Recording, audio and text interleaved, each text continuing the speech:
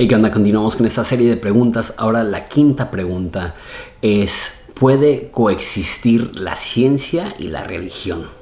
Ahora, mucha gente que se inclina más por posturas científicas ven la religión con superioridad, con un poco de enfado, diciendo hay tantas cosas que la religión afirma que la ciencia niega. Entonces esas personas dirán: la religión dice que Dios creó el universo en 6 días y la ciencia nos ha comprobado que Dios creó el universo en miles de, o más bien que se creó el universo, o el universo existe, porque los que están a un extremo más allá de la ciencia niegan la existencia de Dios. Dicen el universo sucedió por eventos naturales que fueron evolucionando el mundo a como lo conocemos ahora. Sin embargo, creo que esta es una postura que tenemos que ser humildes, y yo invitaría a cualquier amigo ateo o cualquier persona que cree que la ciencia y la religión no pueden coexistir, que echen un vistazo a su historia. Que la gran mayoría de científicos, los primeros 1800 años, eran personas profundamente religiosas. Muchos de los más importantes, véase a alguien como Copérnico, él era altamente religioso. Sir Francis Bacon era una persona altamente religiosa. Isaac Newton era una persona religiosa. Entonces, el decir que la ciencia y la religión son incompatibles, está diciendo que esas personas tuvieron que divorciar sus creencias religiosas para llegar a conclusiones científicas, y eso es imposible. Sus creencias religiosas fueron el ímpetu y la motivación para sus conclusiones espirituales. Ellos creían que existían leyes porque existían en un orden, porque creían en un creador. Entonces, aunque hay algunas personas que digan que la ciencia y la religión son incompatibles, tenemos que ser un poco más humildes que eso y decir: bien, la ciencia y la religión tienen enfoques distintos. La ciencia tiene como énfasis la observación y la deducción, el ver cómo funcionan las cosas a través de un proceso del método científico. La religión no opera así. Depende de la religión, pero hablando específicamente del cristianismo, el cristianismo tiene como punto de partida no la observación, sino la Biblia.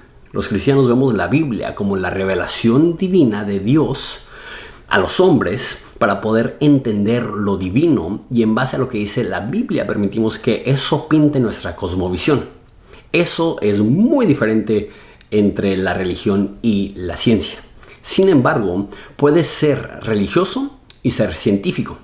Es más, es algo que he dicho mucho en esa serie. Hay muchas personas que son científicos de renombre, científicos publicados en las revistas más prestigiosas del mundo, que no solamente son cristianos, que para ellos su fe es central a su cosmovisión, y las conclusiones científicas que han hecho a lo mejor no son basadas en observaciones religiosas, pero sí motivadas por convicciones religiosas.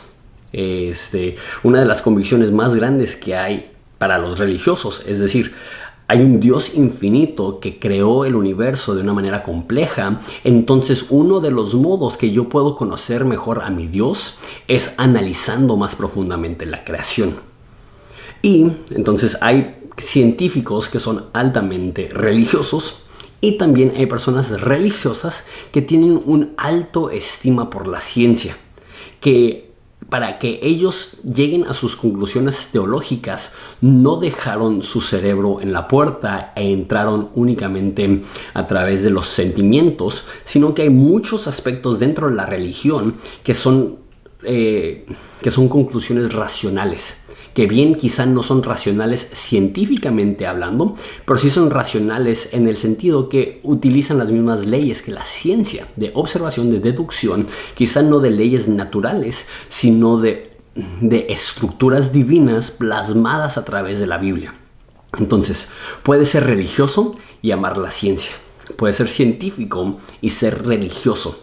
Y cualquier persona que te diga que la religión y la ciencia no deben de convivir, que son aspectos totalmente opuestos y contradictorios, están tomando una postura, uno, que es algo súper reciente. En los últimos 200 años han habido personas que toman esa postura, pero realmente a lo largo de la historia de la humanidad no ha sido así.